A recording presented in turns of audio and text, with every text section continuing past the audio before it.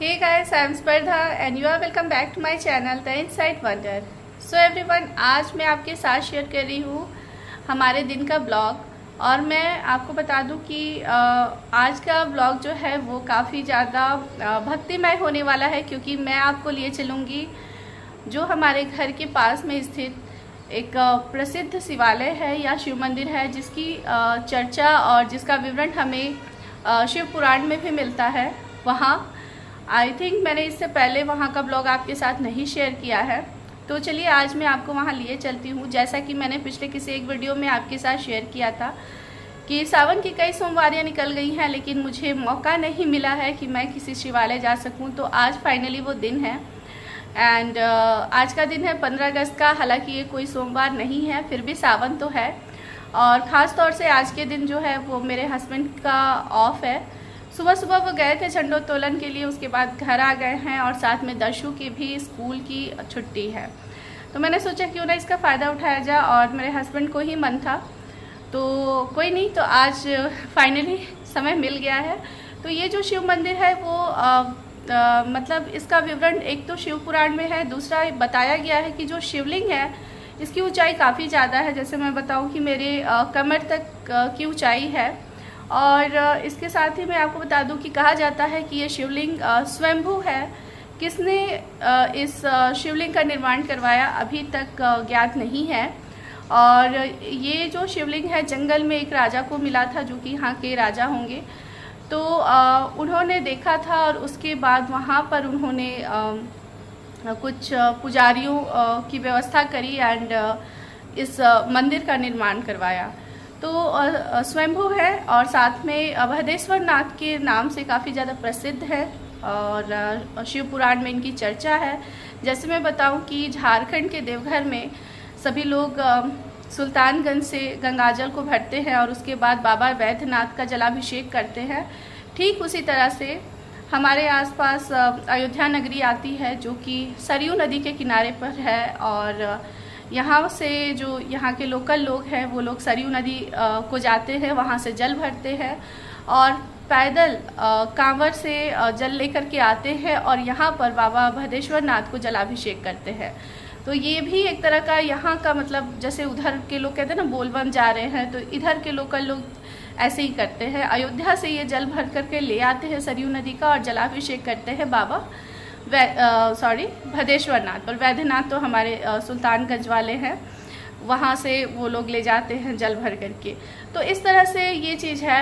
पहले मैं नहीं समझ पाती थी जब नई नई आई थी, तो कि यहाँ पर कैसे बोलबम के लिए लोग जाते हैं, 2 दिन 3 दिन में वापस भी आ जाते हैं। लेकिन बाद में मालूम चला कि ये लोग अयोध्या से यहाँ आते बाबा भदेश्वर नाथ के जलाभिषेक के लिए। तो चलिए यही इनकी महिमा है और यहाँ पर लोग इन्हें काफ़ी ज़्यादा महत्व देते हैं। तो आज हम भी इनके दर्शन करेंगे। मैं भी पूजा पाठ करूँगी और आपको भी लिए चलती हूँ, जहाँ तक संभव होगा आपके साथ शेयर करूँगी। हालांकि मंदिर में काफ़ी मनाही होती है फ़ोटोज़ एंड वीडियोज़ की, फिर भी जो भी है मैं आपके साथ ज़रूर शेयर करूँगी। तो बने रहिएगा मेरे वीडियो के लास्ट तक। अगर आपने चैनल को सब्सक्राइब नहीं किया है तो जल्दी से सब्सक्राइब कर लीजिए, साथ में बेल आइकन को ज़रूर प्रेस कीजिए। तो चलिए मैं फटाफट से रेडी हो जाती हूँ। और ऐस की सावन है तो काफ़ी दिनों से मुझे मन था हरा पहन के मंदिर जाने का, तो फाइनली वो दिन आ गया। तो साड़ी तो नहीं, क्योंकि मौसम जो है वो बारिश वाली है, तो साड़ी मैं नहीं पहनूंगी, लेकिन सूट देखती हूँ, सूट ही पहन लेती हूँ, लेकिन रहेगा तो ग्रीन ही।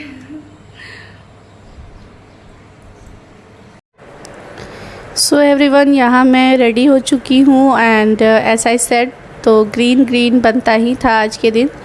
लेकिन मैं बताऊँ कि गर्मी काफ़ी ज़्यादा है। जैसे बारिश हो रही है बट उसके बाद फिर धूप हो जा रहा है, जिसके कारण से उमस वाली गर्मी है, ह्यूमिडिटी काफ़ी ज़्यादा है। तो कोई नहीं, जब जाना है तो जाना है और हम लोग निकल रहे हैं। दर्शु अपने पापा के साथ आगे निकल चुका है और मैं अभी निकल रही हूँ गेट वगैरह लॉक करके। एंड मैं आपको बताऊँ कि दर्शु जो हैं वो आजकल काफ़ी ज़्यादा शैतानी करने लगे हैं। उनको जहाँ घूमने जाना होता है तो वो घर से ही मतलब इतना प्लानिंग में रहते हैं सुबह से ही कि घूमने जाना है। और मैंने कहा भी कि ये कोई घूमने नहीं जा रहे हैं, हम मंदिर जा रहे हैं। लेकिन इनके मन में ढेरों प्लानिंग चलती रहती है, क्या ख़रीदना है, कैसे रहना है, मतलब ईच एंड एवरीथिंग। तो ये वही रास्ता है जहाँ से मैं दर्शु को यूरो किड्स लेकर के जाती थी। तो यहाँ पर जो है सड़कें बन रही थी उस वक्त, अभी भी कहीं कहीं बन रही है लेकिन काफ़ी ज़्यादा हद तक बन चुकी है और चौड़ाई इसकी अच्छी हो गई है। यहाँ पहुँच गए मंदिर के मेन गेट पर और इसका कैंपस काफ़ी ज़्यादा है, ये आप देख सकते हो। मैं बताऊँ कि मेंटेनेंस में मुझे थोड़ी कमी लगती है यहाँ पर, लेकिन सिंस यहाँ इतनी भीड़ अधिक होती है ना, अधिक मात्रा में, कि लोग भी यहाँ पर जैसे ज़्यादा पॉपुलेटेड हो जाएगा कोई जगह तो वहाँ पर जो मेंटेनेंस होती है वहाँ के जगह की वो थोड़ी कमी आ जाती है उसमें। तो बिल्कुल यही चीज़ है यहाँ। जैसे आप देख सकते हो कैंपस तो शुरू है लेकिन इर्द गिर्द का जो माहौल आप देख सकते हो वो है थोड़ा सा वैसा मेला वगैरह का याद दिला रहा है, और कोई पुराना मंदिर जैसे काफ़ी ज़्यादा मेंटेन ना हो जो इस टाइप होता है। वैसे भी जो शिवालय होते हैं वहाँ पर सिंस जलाभिषेक होता है तो जलाभिषेक के कारण से आसपास जो है थोड़ी गीली ज़मीन, थोड़ा बहुत कीचड़ इस टाइप में हो ही जाता है। तो ये यहाँ आप मंदिर का मेन जो है वो लुक देख रहे हो, और यहाँ पूजा के बाद जो है लोग फ़ोटो सेशन कर रहे हैं अपना। यहाँ देखिए ये सारे जो बार्स बने हुए हैं इधर की ओर, ये लोहे के। तो जब काफ़ी अधिक भीड़ होती है तो इसी में सभी लोग लाइन लगते हैं एंड लाइन वाइज जा कर के जलाभिषेक करते हैं।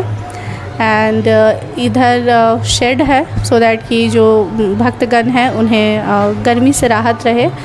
दूसरी ओर भी मंदिर है और यहाँ पर जो है ये मंदिर नहीं, सॉरी, ये भंडारे का यहाँ स्थान है। यहाँ पर चूल्हा वगैरह भी बनाया जाता है जिस पर जो लोग भंडारा करवाना चाहते हैं वो लोग भंडारा करवाते हैं, भोजन बनवाते हैं। यहाँ पर स्टॉल्स हैं, ख़ास तौर से इस लोटे में ही जल और जल में फूल, बेलपत्र, भांग, जो भी आपकी पसंदीदा चीज़ें हैं, अक्षत, चंदन, ये सारी चीज़ें आप डलवा करके सीधे जलाभिषेक के लिए आप जा सकते हैं शिवलिंग के पास। और शिवलिंग की तस्वीर निकालनी या वहाँ पर वीडियोग्राफी करना मना था, इसलिए मैंने वहाँ पर नहीं लिया और मैं सिर्फ आपको कैंपस दिखा रही हूँ। तो दर्शु यहाँ पर कह रहे थे कि उन्हें घंटी बजानी है, तो उनके पापा उन्हें घंटी बजवा रहे थे। तो यही है बाबा भद्रेश्वर नाथ का कैंपस। और जैसा मैंने कहा, लोग सरयू नदी से, अयोध्या से जल लेकर के कांवर में आते हैं और पैदल चलकर यहाँ तक आते हैं और जलाभिषेक करते हैं। सावन के महीने में ख़ास तौर से त्रयोदशी के दिन जो सावन का जो वो तिथि होता है त्रयोदशी वाला, जिसे हम शिवरात्रि भी कहेंगे सावन की, उस दिन बहुत ही अधिक संख्या में भीड़ उमड़ती है यहाँ पर। हमारे घर से ये क्या कहूँ 30 मिनट की दूरी पर है, 30 मिनट लग जाता है आते आते। और काफ़ी मतलब क्या कहूँ, ये आउटस्कर्ट एरिया है, तो मैं अकेले नहीं आ सकती यहाँ पर। आ सकती हूँ बट मैं आना चाहती नहीं हूँ बेसिकली, क्योंकि ये थोड़ा सा एकांत हो जाता है, इसलिए मैं अकेले नहीं आती। और आसपास के शिवालयों में जो छोटे शिवालय हैं वहाँ ही चली जाती हूँ। यहाँ पर जब भी आती हूँ मैं तो अपने हस्बैंड के साथ ही आती हूँ। तो हम लोगों ने यहाँ पूजा पाठ कर ली है और ख़ास तौर से जलाभिषेक ही यहाँ करना होता है। और उसके बाद हम यहाँ पर कुछ ख़रीदारी कर सकते हैं, दूसरी ओर स्टॉल्स लगे हुए हैं। लेकिन हम लोगों ने सोचा कि मंदिर में ज़्यादा समय ना बिताएं, क्योंकि हमने जो ऑटो वाले भैया हैं उन्हें कह रखा था कि हम लोग आपके साथ ही वापस हो लेंगे, तो उन्हें ज़्यादा वेट करवाना भी सही नहीं है। और यहाँ से निकलते हुए मैं आपको दिखा रही हूँ। तो ये देखिए, इसी रास्ते से होकर के कांवरियाँ जाते हैं। यहाँ पर दर्शु चर्चा कर रहे हैं कि इन्हें कुछ नहीं ख़रीदा गया और आइसक्रीम खाना चाहते थे, लेकिन हम लोगों ने सोचा कि इनके लिए वो परेशानी क्रिएट कर देगा, सर्दी हो जाएगी। लेकिन आखिरकार माने नहीं, तो हम लोग एक जगह रुक कर के इन्हें जूस वगैरह पिला रहे हैं। यहाँ पर चाट समोसे काफ़ी अच्छे मिलते हैं, पापड़ी चाट वगैरह, तो यहाँ हम लोग इंजॉय करना चाहते हैं उसको। और ये यहाँ देखिए फाइनली आ गया। तो चलिए मिलते हैं हमारे नेक्स्ट वीडियो में ऐसे ही किसी अच्छे से ब्लॉग के साथ। आई होप कि आज का ये ब्लॉग आपको अच्छा लगा। तब तक के लिए बाय बाय।